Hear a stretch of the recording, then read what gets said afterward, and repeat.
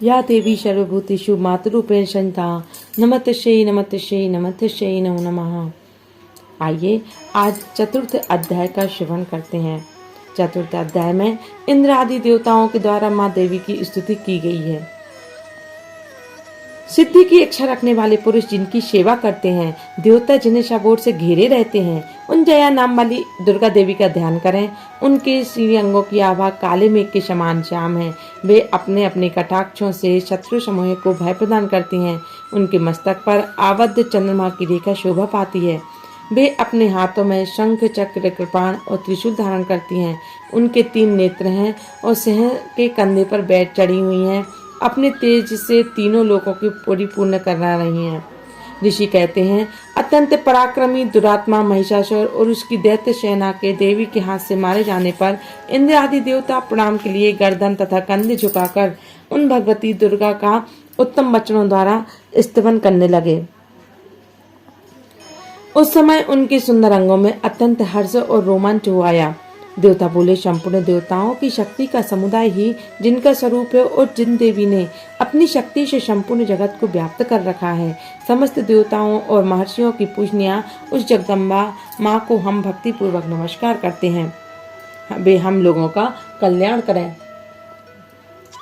जिनके अनुपम प्रभाव और बल का वर्णन करने में भगवान शेषनाग, ब्रह्मा जी और महादेव जी भी समर्थ नहीं हैं। वे भगवती माँ चंडिका संपूर्ण जगत का पालन और अशुभ भय का नाश करने का विचार करें। जो पुण्यात्माओं के घरों में स्वयं ही लक्ष्मी रूप से, पापियों के यहाँ दरिद्रता के रूप में, शुद्ध अंतःकरण वाले पुरुषों के हृदय में बुद्धि रूप से, सत्पुरुषों में श्रद्धा रूप से, कुलीन मनुष्यों में लज्जा रूप से निवास करती हैं, उन आप भगवती दुर्गा को हम नमस्कार करते हैं। हे देवी, आप संपूर्ण विश्व का पालन कीजिए।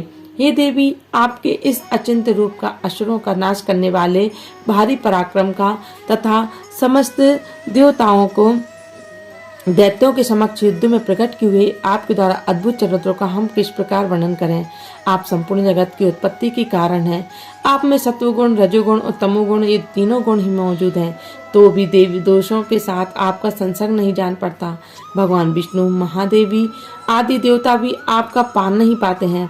आप सबका आश्रय हैं। यह समस्त जगत आपका अंशभूत है, क्योंकि आप सबकी आदिभूत अव्यकृता परा प्रकृति है। हे देवी, संपूर्ण यज्ञों में जिनके उच्चारण से सब देवता तृप्ति लाभ करते हैं, वह स्वाहा आप ही हैं। इसके अतिरिक्त आप पितरों की भी तृप्ति का कारण हैं। अतएव सब लोग आपको स्वधा भी कहते हैं। देवी, जो मोक्ष की प्राप्ति का साधन है, अचिंत्य महाव्रत स्वरूपा है, समस्त दोषों से रहित जितेंद्रिय तत्व को सार वस्तु मानने वाली और मोक्ष की अभिलाषा रखने वाले मुनिजन जिसका अभ्यास करते हैं, वह भगवती परा विद्या आप ही हैं। आप शब्द स्वरूपा हैं, अत्यंत निर्मल ऋग्वेद, यजुर्वेद और उद्गीत के हैं। आप शब्द स्वरूपा हैं, मनोहर पदों के पाठ से युक्त सामवेद का भी आधार आप ही हैं। आप देवी त्रयी, तीनों वेद और भगवती 6 ऐश्वर्यों से युक्त हैं। इस विश्व की उत्पत्ति और पालन के लिए आप ही वर्ता, खेती और आजीविका के रूप में प्रकट हुई हैं। आप संपूर्ण जगत की घोर पीड़ा का नाश करने वाली हैं। हे देवी, जिससे समस्त शत्रुओं शास्त्रों के सार का ज्ञान होता है, वह मेरा शक्ति आप ही हैं। दुर्गम भव सागर से पार उतारने वाली नौका रूप दुर्गा देवी आप ही हैं। आपकी कहीं भी आसक्ति नहीं है। कैटभ के शत्रु भगवान विष्णु के वक्ष स्थल में आपका एकमात्र निवास करने वाली भगवती लक्ष्मी और भगवान चंद्रशेखर द्वारा सम्मानित गौरा देवी आप ही हैं। आपका मुख मंद मुस्कान से सुशोभित, निर्मल पूर्ण चंद्रमा के बिंब का अनुकरण करने वाला, उत्तम सुवर्ण की मनोहर कांति से आप संपूर्ण जगत की घोर पीड़ा का नाश करने वाली हैं। हे देवी, जिससे समस्त शास्त्रों के सार ज्ञान होता है, वह मेधा शक्ति आप ही हैं। दुर्गम भव सागर से पार उतारने वाली नौका रूप दुर्गा देवी भी आप ही हैं। आपके कहीं भी आसक्ति नहीं है। कैटभ के शत्रु भगवान विष्णु के वक्ष स्थल में एकमात्र निवास करने वाली भगवती लक्ष्मी भगवान चंद्रशेखर द्वारा सम्मानित गौरा देवी आप ही हैं। आपका मुख मंद मुस्कान से सुशोभित, निर्मल पूर्ण चंद्रमा के बिंब का अनुकरण करने वाला है। उत्तम सुवर्ण की मनोहर कांति से कमनीय है, तो भी उस उसे देखकर महिषासुर को क्रोध हुआ और सहसा उसे उस पर प्रहार कर दिया। तब वह बड़े आश्चर्य की बात है, देवी वही मुख जब क्रोध से युक्त होने पर उदय काल के चंद्रमा की भांति लाल और तनी हुई भौहों के कारण विकराल हो उठा, तब उसे देखकर जो महिषासुर के प्राण तुरंत नहीं निकल गए, वह उससे भी बढ़कर आश्चर्य की बात है, क्योंकि क्रोध में भरी हुई यमराज को देखकर भला कौन जीवित रह सकता है। हे देवी, आप प्रसन्न हो। परमात्मा स्वरूपा आपके प्रसन्न होने पर जगत का अभ्युदय होता है और क्रोध में भर जाने पर आप तत्काल ही कितने कुलों का विनाश कर डालती हैं। यह बात अभी अनुभव में आई है, क्योंकि महिषासुर की यह विशाल सेना क्षण भर में कोप से नष्ट हो गई थी। सदा अभ्युदय प्रदान करने वाली आप जिन पर प्रसन्न रहती हैं, वे ही देश में सम्मानित हैं। उन्हीं को धन और यश की प्राप्ति होती है। उन्हीं का धर्म कभी शिथिल नहीं होता। वे ही अपने हष्ट पुष्ट स्त्री पुत्र और भक्तों के साथ धान्य माने जाते हैं। हे देवी, आपकी ही कृपा से पुण्यात्मा पुरुष प्रतिदिन अत्यंत श्रद्धा पूर्वक सदा सब प्रकार के धर्मानुकूल धर्म करता है। उसके प्रभाव से स्वर्गलोक में जाता है। इसलिए आप तीनों लोकों में निश्चय ही मनोवांछित फल देने वाली हैं। माँ दुर्गे, आप स्मरण करने पर सब प्राणियों का भय हल लेती हैं। आपके सिवा दूसरी कौन है जिसका चित्त सबका उपकार करने के लिए सदा ही दर्याद रहता हो। हे देवी, इन राक्षसों के मार से संसार को सुख मिले और ये राक्षस चिरकाल तक नरक में रहने के लिए भले ही पाप करते रहे हों, इस समय संग्राम में मृत्यु को प्राप्त होकर स्वर्गलोक में जाएं। निश्चय ही यही सोचकर आप शत्रुओं का वध करती हैं। आप शत्रुओं पर शस्त्रों का प्रहार क्यों करती हैं? समस्त असुरों को दृष्टिपात मात्र से ही भस्म क्यों नहीं कर देती हैं? इसमें एक रहस्य है। ये शत्रु भी हमारे शस्त्रों से पवित्र होकर उत्तम लोकों में जाएं। इस प्रकार उनके प्रति भी आपका विचार अत्यंत उत्तम रहता है। खड्ग के तेज पुंज की भयंकर दीप्ति तथा आपके त्रिशूल के अर्घ भाग की घनीभूत प्रभा से चौंधे आकर रश्मियों से युक्त चंद्रमा के समान आनंद प्रदान करने वाले आपके इस सुंदर मुख का दर्शन करते हैं। हे देवी, आपका शील दुराचारियों के बुरे बर्ताव को दूर करने वाला और साथ ही यह रूप ऐसा है जो कभी चिंतन में नहीं आया, जिसकी कभी दूसरों से तुलना नहीं हो सकती।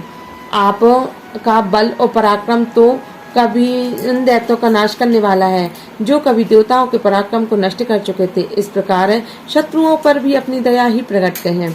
वरदायिनी देवी, आपकी इस पराक्रम की किसके साथ तुलना हो सकती है? शत्रुओं के भय देने वाले अत्यंत मनोहर ऐसा रूप भी आपके सिवा कहाँ है? हृदय में कृपा और युद्ध में निष्ठुरता, ये दोनों बातें तीनों लोकों के भीतर केवल आप में ही देखी गई हैं। हे माता, आपसे शत्रुओं का नाश करके इन समस्त त्रिलोकी की रक्षा की है। उन शत्रुओं को भी युद्ध भूमि मारकर स्वर्गलोक में पहुंचाया है। उन्मत्त दैत्यों से प्राप्त होने वाले हम लोगों के भय को भी दूर किया है। आपको हमारा कोटि कोटि नमस्कार है। हे देवी, आप शूल से हमारी रक्षा करें। अंबिके, आप खड्ग से भी हमारी रक्षा करें। हे माँ, घंटा की ध्वनि और धनुष की टंकार से भी हम लोगों की रक्षा करें। हे चंडिके, पूर्व पश्चिम दक्षिण दिशा में आप हमारी रक्षा करें। हे ईश्वरी, अपने त्रिशूल को घुमाकर आप उत्तर दिशा में भी हमारी रक्षा करें। तीनों लोकों में आपके जो परम सुंदर अत्यंत भयंकर रूप विचरते हैं, उनके द्वारा भी आप हमारी और भूलोक की रक्षा करें। हे अंबिके, आपके कर पल्लवों में सुशोभित पाने वाले खड्ग, शूल और गदा आदि जो जो अस्त्र हैं, उन सब के द्वारा आप सब ओर से हम लोगों की रक्षा करें। ऋषि कहते हैं, इस प्रकार जब देवताओं ने जगन माता दुर्गा की स्तुति की और नंदन वन के दिव्य पुष्पों, गंध, चंदन आदि के द्वारा उनका पूजन किया, फिर सबने मिलकर जब भक्ति पूर्वक दिव्य धूपों का सुगंध निवेदन किया, तब देवी ने प्रसन्न वदन होकर प्रणाम करते हुए सब देवताओं से कहा। देवी ने कहा, हे देवताओं, तुम सब लोग मुझसे जिस वस्तु की अभिलाषा रखते हो उसे मांगो। देवता बोले, भगवती ने हमारी सब इच्छाएं पूरी कर दी हैं, अब कुछ भी बाकी नहीं है, क्योंकि हमारा यह शत्रु महिषासुर मारा गया। हे महेश्वरी, इतने पर भी यदि आप हमें वर देना चाहती हैं तो हम जब जब आपका स्मरण करें तब तब आप दर्शन देकर हम लोगों के महान संकट को दूर कर दिया करें। तथा प्रसन्नमुखी अंबिके, जो मनुष्य इन स्तोत्रों के द्वारा आपकी स्तुति करे उससे वित्त समृद्धि वैभव देने के साथ ही उसकी धन और स्त्री आदि संपत्ति को भी बढ़ाने के लिए आप सदा हम पर प्रसन्न हो।